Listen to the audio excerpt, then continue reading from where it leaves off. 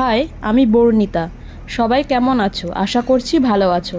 আমি চলে এসেছি আরও একটি নতুন ভিডিও নিয়ে। আমার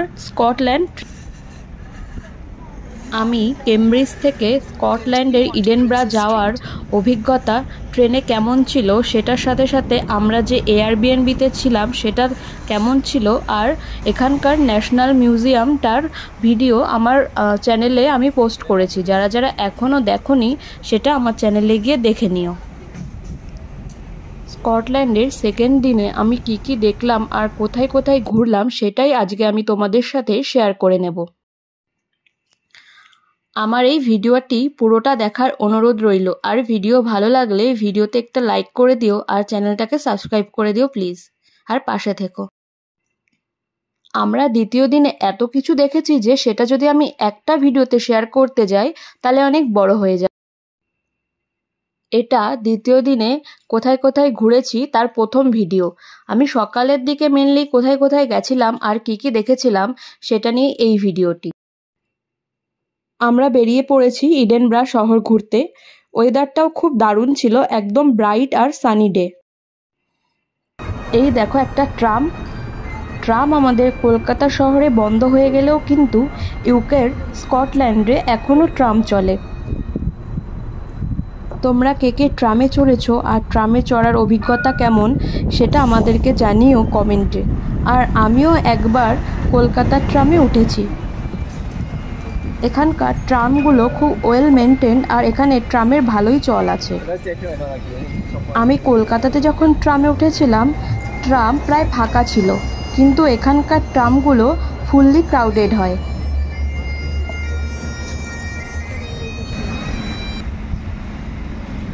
সামনে যেটা দেখতে পাচ্ছ এটা হলো ফেমাস স্কট মনুমেন্ট। এই স্কট মনুমেন্ট স্কটিশ লেখক স্যার ওয়াল্টার স্কটের স্মৃতিতে তৈরি করা হয়েছে। এই দেখতে পাচ্ছ ওইখানে ওনার মূর্তি রয়েছে একটা।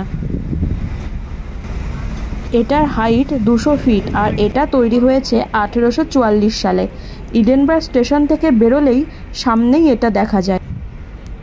স্কট মনুমেন্টের সামনে থেকে তোমাদেরকে চারপাশের ভিউটা একটু দেখায়। দেখো ওই দূরে ইডেনব্রা ক্যাসেলও দেখা যাচ্ছে, আর সামনেই রয়েছে ন্যাশনাল গ্যালারি। এই ন্যাশনাল গ্যালারিটা 1859 সালে তৈরি হয়েছিল। ইউকের নর্থে স্কটল্যান্ড হওয়ার জন্য ইংল্যান্ডের থেকে এখানে ঠান্ডা অনেকটাই বেশি। আর আমরা এখন আছি স্কটল্যান্ডের রাজধানী ইডেনব্রাতে। ইডেনব্রা শহরটা খুবই সুন্দর। ইডেনব্রা হলো হিল সিটি। ইডেনব্রার চারিদিকে রয়েছে অনেক ছোট ছোট পাহাড়, আর আমাদের এয়ারবিএনবি যে পাহাড়ের উপরে ছিল তার নাম ছিল ক্যালটন হিল। এই ইডেনব্রা শহরটা খুবই সুন্দর।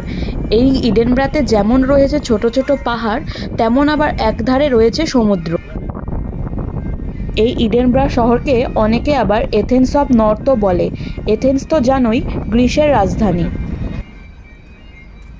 এই ইডেনব্রা শহরে প্রাকৃতিক সৌন্দর্যের সাথে সাথে রয়েছে অনেক ঐতিহাসিক স্থাপত্য।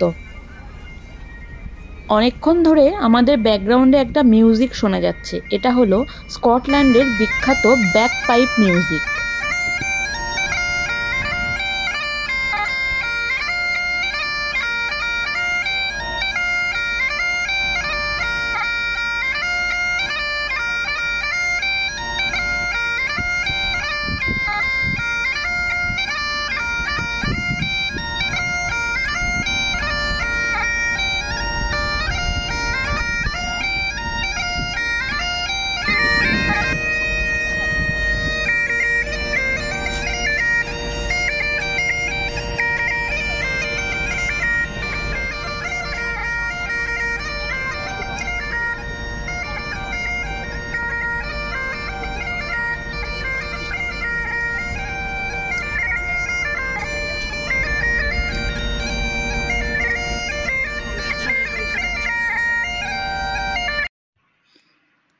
এই ব্যাকপাইপ মিউজিক শুনে তোমাদের কেমন লাগলো কমেন্টে জানিও। এটা হয়তো অনেকে আগেই শুনেছো, আমাদের বলিউডের অনেক পপুলার সিনেমাতে এই ব্যাকপাইপ মিউজিক শোনা যায়। করেছে। দেখো এটা দেখে কি মনে হচ্ছে? নিশ্চয়ই মনে হচ্ছে পুরোনো দিনের কোনো প্যালেস, কিন্তু না, এটা হলো এখানকার কলেজ। এই কলেজটার নাম হলো নিউ কলেজ। ইডেনব্রা শহরের এই নিউ কলেজটা প্রতিষ্ঠিত হয়েছিল 1846 সালে। চলো এবার তোমাদের একটু কলেজের ভেতরটা গিয়ে দেখাই। ভিতরটা দেখে মনেই হচ্ছে না এটা কলেজ। আমাদের ওখানকার কলেজ তো নর্মাল বিল্ডিং, কিন্তু এই ইউকের বেশিরভাগ কলেজগুলোই এরকম হয়, আর কলেজগুলো অনেক পুরনো দিনের। এই সামনে যে মূর্তিটা দেখা যাচ্ছে এটা হলো জন নক্সের। ইনি হলো স্কটিশ লেখক, বিপ্লবী, তার সাথে আবার একটা চার্চেরও প্রতিষ্ঠাতা। আমরা ইউকের কেমব্রিজ শহরে থাকি, আর সবাই তো জানোই কেমব্রিজ শহরটা বিখ্যাতই কেমব্রিজ ইউনিভার্সিটির জন্য। আর এই কেমব্রিজ ইউনিভার্সিটির আন্ডারে রয়েছে অনেক কলেজ, আর এই সমস্ত কলেজে পড়াশোনা করেছেন অনেক বিখ্যাত নাম করা বিজ্ঞানীর সাথে অনেক লোকজন, যেমন আইজ্যাক নিউটন আর স্টিফেন হকিংস। আর কেমব্রিজে যে সমস্ত ইউনিভার্সিটি বা কলেজ আছে সেইগুলো আমরা তোমাদের সাথে পরে শেয়ার করব আমাদের ভিডিওতে। দেখো দূরে সমুদ্র দেখা যাচ্ছে, কি সুন্দর ভিউটা। আর আমাদের ইউকেতে আসাই এই কেমব্রিজ ইউনিভার্সিটির জন্য, কারণ আমার হাজব্যান্ড কেমব্রিজ ইউনিভার্সিটির প্রজেক্টেই কাজ করে। এবার আমরা যাচ্ছি ইডেনব্রা শহরের সবথেকে বিখ্যাত ইডেনব্রা ক্যাসেল দেখার জন্য। আর এই ক্যাসেলটা ছিল অনেকটা উঁচুতে। এই ক্যাসেলে যাওয়ার জন্য আমাদের অনেকটা উঁচুতে উঠতে হয়েছিল।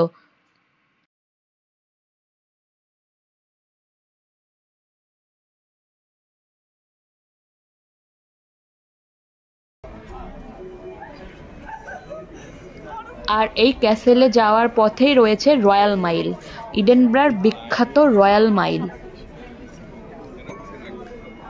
এই সামনে যে রাস্তাটা যেখানে এত লোকের ভিড়, এটাই হলো রয়্যাল মাইল। এই রয়্যাল মাইলের কিন্তু একটা দারুণ হিস্ট্রি রয়েছে। এটা প্রায় 1 মাইল জুড়ে বিভিন্ন বিল্ডিং দেখা যায়, যেগুলোকে রয়্যাল মাইল নামে নামাঙ্কিত করা হয়েছে। আসলে 1 মাইল জুড়ে বিভিন্ন বিল্ডিং রয়েছে, যেগুলো সবই হলিউড হাউস, প্যালেস এবং এডিনব্রা ক্যাসেলের মধ্যে অবস্থিত। এই দেখো এখানে বিভিন্ন লোকজন সেজে এইভাবে পারফর্ম করছিল। আমরা একটু দাঁড়িয়ে এক ঝলক দেখে নিলাম। এই রয়্যাল মাইলের রয়েছে অনেক হুইস্কি শপ।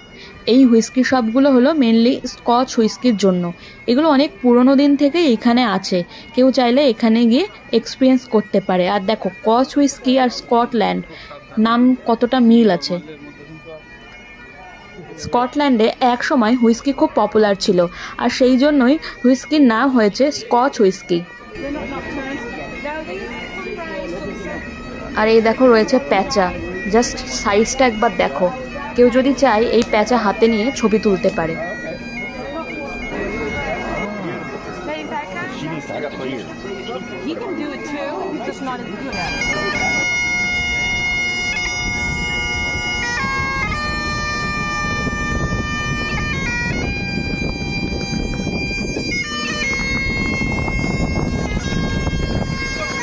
এখানেও ব্যাকপাইপ মিউজিক হচ্ছে। স্কটল্যান্ডের অলিগলিতে এরকম ব্যাকপাইপ মিউজিক শুনতে পাওয়া যায়। আর এই যে রয়েছে একটা চার্চ, এই চার্চটার নাম হলো টলবুথ ক্রিক চার্চ।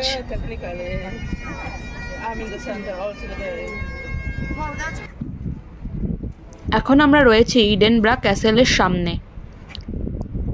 ক্যাসেলটা অনেকটা উপরে, দেখো ক্যাসেল থেকে চারপাশের ভিউটা কত সুন্দর লাগে। ওই দূরে দেখা যাচ্ছে পাহাড়।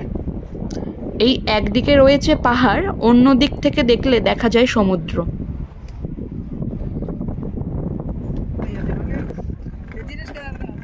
এই সামনে দেখতে পাচ্ছ এটা হলো ইডেনব্রা ক্যাসেল। এই ক্যাসেলটা বানানো হয়েছে ভলকানিক ক্যাসেল রকের ওপর। আর এই ক্যাসেলটা ইডেনব্রার একদম সেন্টারে অবস্থিত। এই ক্যাসেলটা 1103 সালে বানানো, আর এই ক্যাসেলটা প্রায় 900 বছরের পুরনো।